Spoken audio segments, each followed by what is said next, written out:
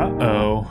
Hi, I'm Juhber, and this is my take on the 100 Days Hardcore video format first popularized by Luke the Notable about a year ago. I have got to remember to give him credit, or his stands will come for me. Dear God, the stands. I haven't played much hardcore, and I did not succeed on my first try to make this video. My goals for this 100 days is to survive and to try to kill the Enderdragon by day 100. Remember, this is hardcore Minecraft, so if I die in real life. Day 0, I spawned into my new world and found it a little bit smaller than I expected. We gonna live that island life. Nothing else really happened that day except for me punching a tree and finding a place to hunker down for the night. Normally, I would try to sleep the monsters away, but I ain't got no bed. On day 1, I emerged from my cave with 3 things on my mind. Food, future, and futon, because that's the only F word for bed I could think of. I ran around the island collecting things that I absolutely knew that I would need in the future. Seeds, sugarcane, some surface iron, and wool. I didn't want to rely on fish long-term for food, but my options were limited right now. I used the last of the surface iron to craft the single most important tool for any hardcore player, the shield. Then I got a modest farm started and prepared for an early bedtime. I had lots of work to do on day 2. Day 2, I sheared some sheep, penned up some cows, and expanded my wheat farm. Most of the day went into the construction of this staircase, double wide because of the crazy amount of loot that I was going to be hauling back up. Day 3, I started breeding up the cows, but I'm going to need me some more of that wheat if you know what I'm talking about.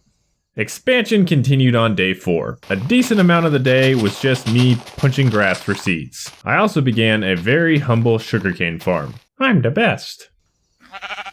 On day 5, I delved greedily and deep for the whole day and night, but did not find a single diamond. Plenty of redstone, though.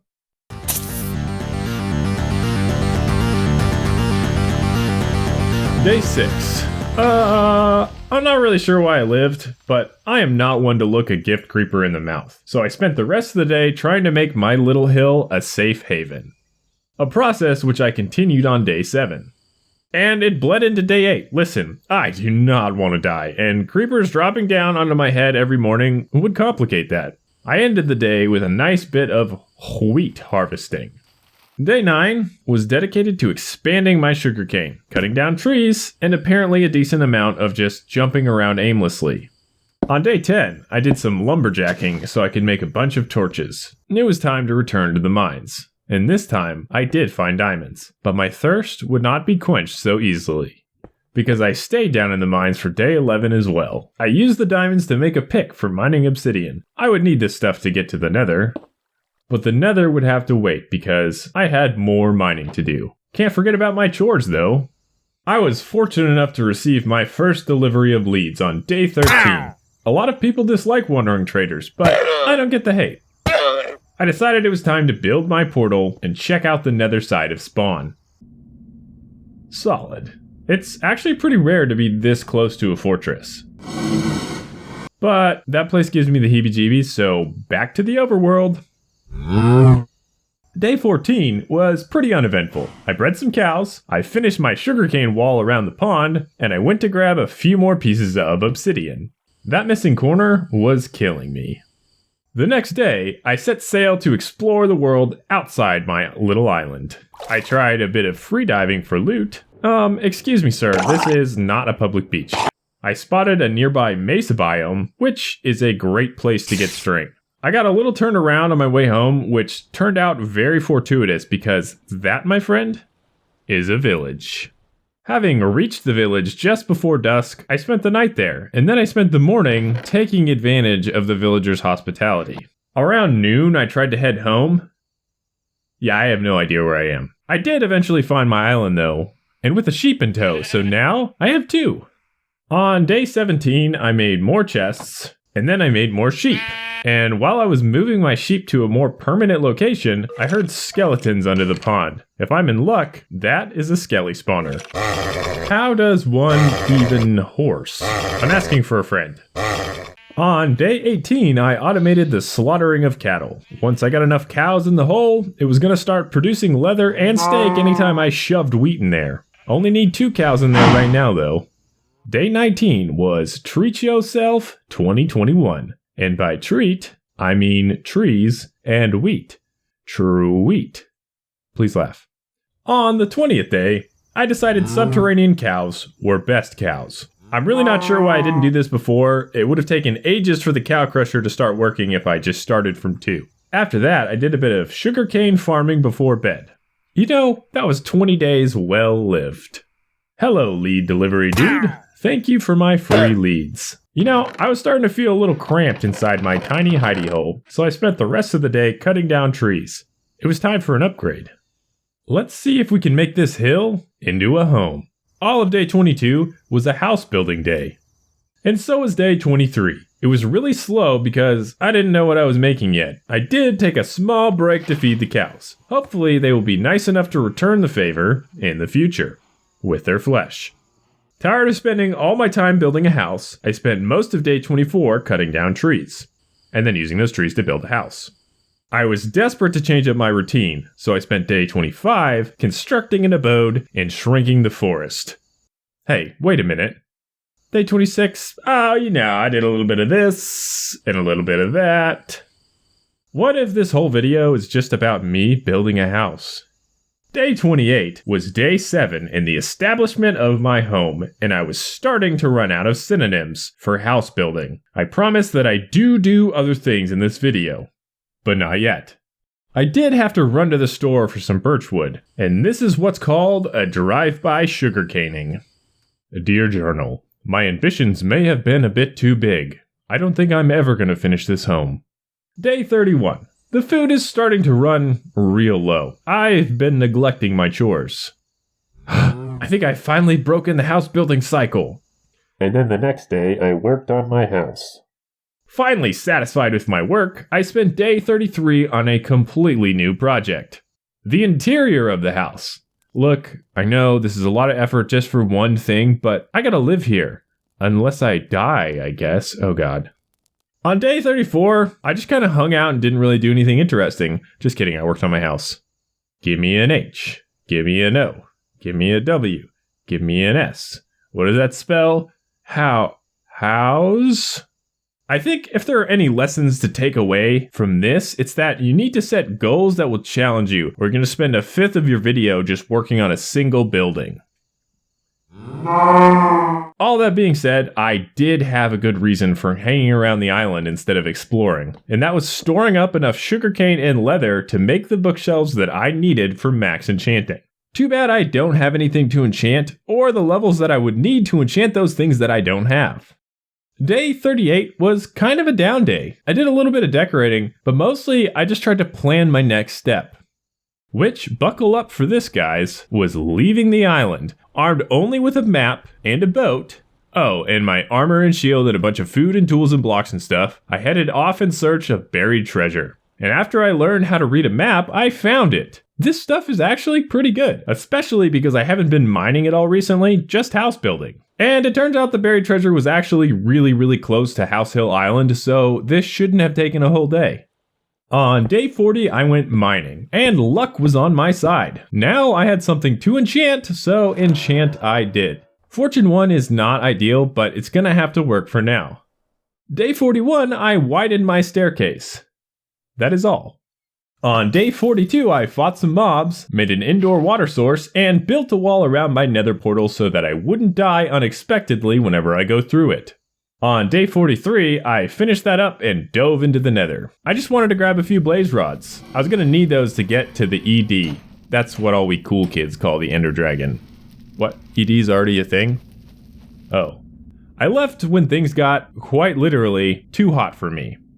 On day tipping on foes, yeah, I'm leaving that in, I tried to enchant my armor, but I did not have enough XP. So instead, I built a nice garden gate. And then I dug up a bit of nether quartz, which I might use eventually. The next day, I decided that I was done with that no XP crap. I was near a skelly spawner, so I was gonna use it. But first, I need some soul sand. And now we dig. I reached the desired depth on day 46 and very carefully disabled the spawner so I could safely build my grinder. I've done this a bunch of times in survival, but I usually die at least once, and I kinda wanted to avoid that this time. I will proceed with caution. Dungeons will spawn mobs in a 9x9 area around the spawner, so I spent all of day 47 clearing out the required space. Mob grinders work by pushing mobs to one spot with water, so they are more convenient to, harvest for XP. I also made this overly complicated way of getting the skeletons into the bubble vader. The reason that you want them in a bubble vader is so we can lift them up and then drop them down, so they are one-hittable. It makes things go way faster. I didn't finish this on day 49, however, because I was scared of falling down the shaft myself and getting one hit. Day 50, I finished up the bubbly vader and made a staircase to the surface so I could actually get in and out. You know, for reasons. The next day, I put the finishing touches on the grinder, but bedtime arrived before I had a chance to test it. And on day 52, I realized that I forgot to fill the bubble vader with water, which makes it just a shaft, so I fixed that. The next day, I devised the most cowardly way to remove torches from the spawner. Houston, we have skeletons. And I spent the rest of the day killing them and enchanting armor. I continued enchanting and skelly grinding on day 54. I fed the animals around midday, and then I spent the rest of the day clearing out some space inside my hill for a proper storage area. Storage requires chests, and chests require wood, so I started day 55 off with an axe in my hand. I made a bunch of chests and then sorted items till late at night, but that's okay because I have a safe, cozy house with a safe, cozy storage area. Still sorting on day 56, I have got a lot of junk in my trunk. My chest? Day 57, I started off by whacking skeletons with an iron sword. Then I spent a bit of quality time with the animals. No, wait, that sounds weird. And I ended the day the same way I started it. But I made a clock so I wouldn't miss bedtime. The path from the grinder to the house wasn't exactly safe. On day 58, I did some more skeleton to XP conversion, so I could enchant some more gear. And then I ended the day with a bit of casual hill hollowing, which naturally led to a bit of interior decorating on day 59. The humble hollow hill house is really starting to come together. On the 60th day of hardcore, I returned to the XP grind. Literally. Wait. Is that why they call this an XP grinder? This island has some real creepers hanging around, but I take my job as head of the neighborhood watch very seriously. I use some of my hard-earned XP to craft the greatest pick known to man on this island. I immediately headed to the mines to break that bad boy in. I was still mining when day 62 rolled around, and I was still mining when it ended. Guess that's why they call it Minecraft. Diamonds dominate my dum-dum-dum due to deliberation about the day I'm doomed to duel to the death with a deadly dragon. Day 64 was all about getting XP and enchanting. I tried, and failed, to get a diamond pick with Fortune 3, but I'm not the kind of guy to give up after one day. I should have given up. I got into such a rhythm enchanting and disenchanting that I accidentally wiped my good pickaxe. I am, in a word, disappoint. I didn't want to write this day off as a loss though, so I headed to the Nether to get a Nether wart or two for potion brewing. It only spawns in fortresses and bastions, but that was not going to be a problem. I'm not sure if I was just being overconfident or if I was distracted by the loss of my closest pickaxe, but my day wasn't about to get better. You see, the Nether is a dangerous place, and it only takes one or two bad decisions to go from hunter to hunted.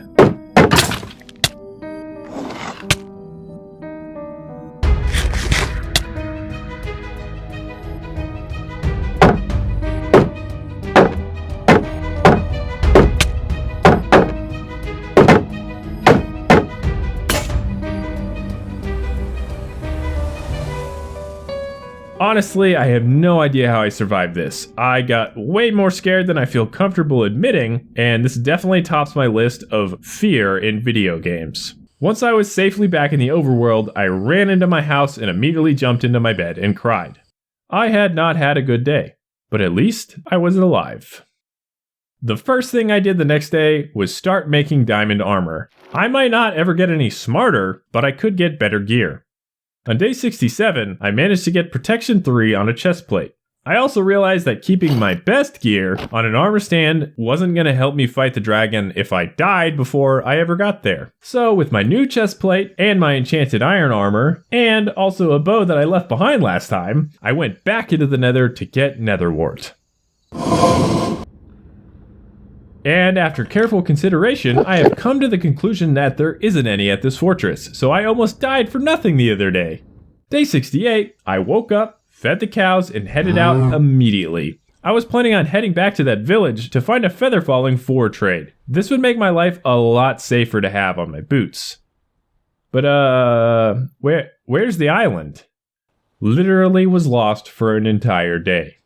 Day 69 was a day of great significance, because I found the village again and I managed to get a librarian with feather falling.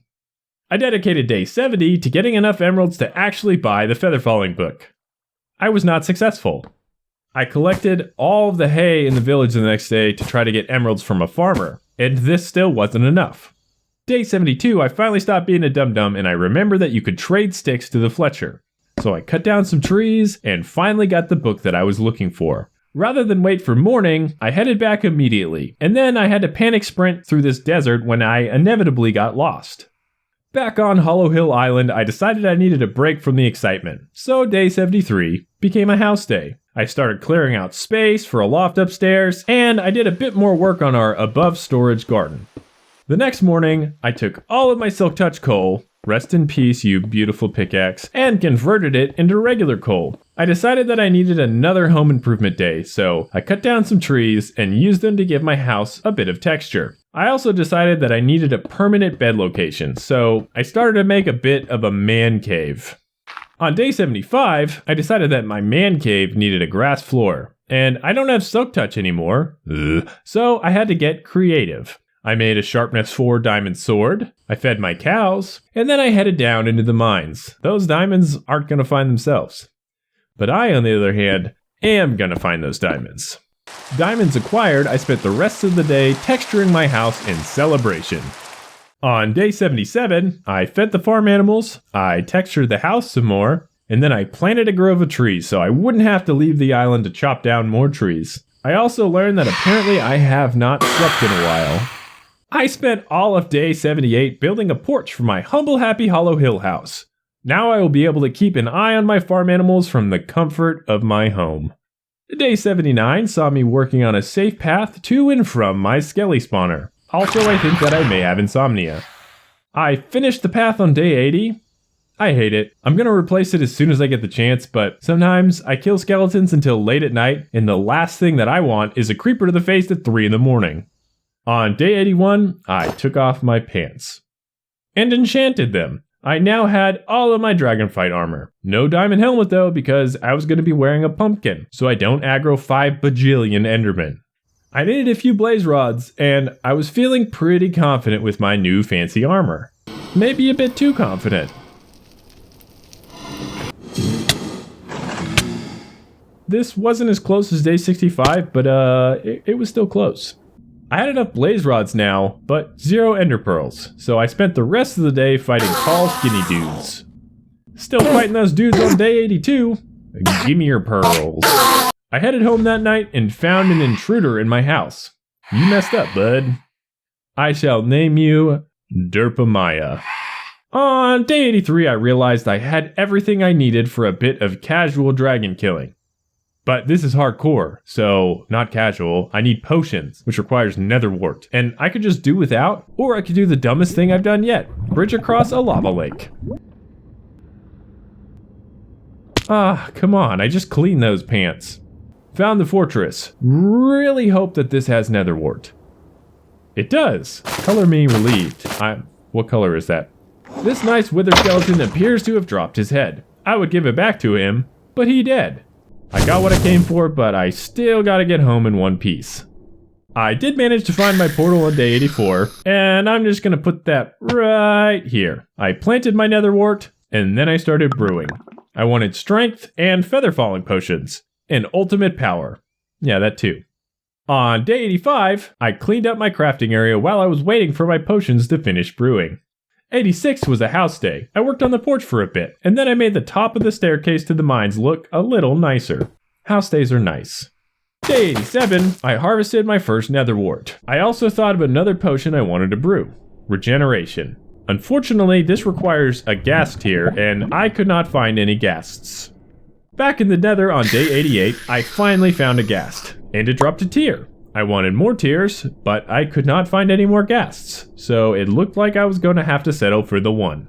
On day 89, I realized the last thing on my list of dragon fighting stuff was a stack of cooked steak, so I fired up the oven and then I went to chop down some more trees. I needed to stock up on wood so I could work on my house some more. The morning of day 90, I hopped into my boat and headed to a nearby island. I wanted some spruce wood and Lowe's was closed. I spent the rest of the day installing a wood floor in the loft. On day 91, I did some more interior work. I tried really hard to make this arch look like it was naturally occurring. I spent the end of the day down in the skelly grinder. It's been a good source of arrows, but I need more! All day 92 was a home improvement day. I don't really have anything left to do but work on my house. And wait for the end. On day 93, I made Derpemeyer's living area a bit nicer. If I didn't come back, she would have just been staring at the inside of a box for the rest of time. My grass floor was finally complete. Honestly, this man cave is really nice. I'm gonna miss it. No. I can't think like that. And I couldn't wait anymore. I spent day 94 trying to fit everything into my pockets. I had to leave some stuff behind. And then I was off. And I really wish that my bed hadn't been something that I left behind. Luckily, I managed to find the stronghold without dying, so I began to dig. I was still wandering around the stronghold looking for the portal on day 95. I did find this library with some nice loot, but I was going to have to come back for this stuff. Eventually, I managed to stumble across the portal. I didn't know if I was ready. I'd never killed the Enderdragon by myself, and definitely not in hardcore. Well, hope I live. There's no time like the present, so I pumpkined up, drank my pots, and then I took a leap of faith.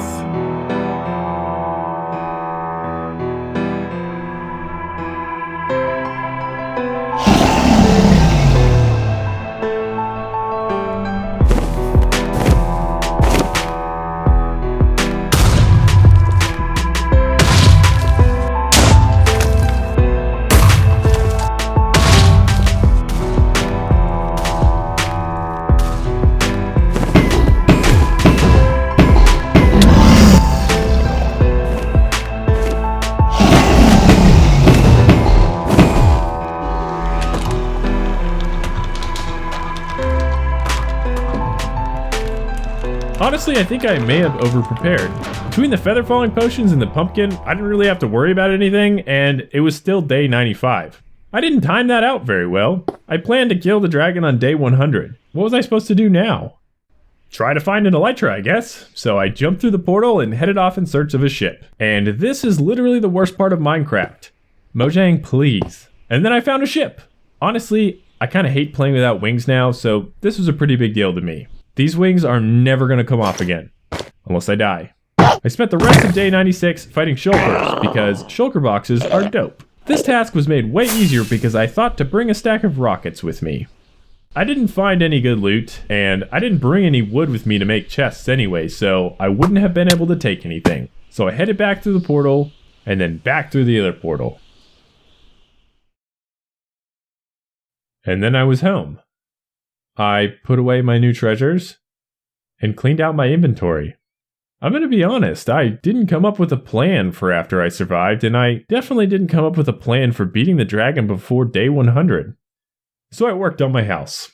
You know how if you have a big goal that you've been working towards forever, and sometimes when you achieve it, instead of elation, you just kind of feel empty and purposeless. But I woke up feeling much better on day 99. I had figured out what I wanted to do with my last 2 days.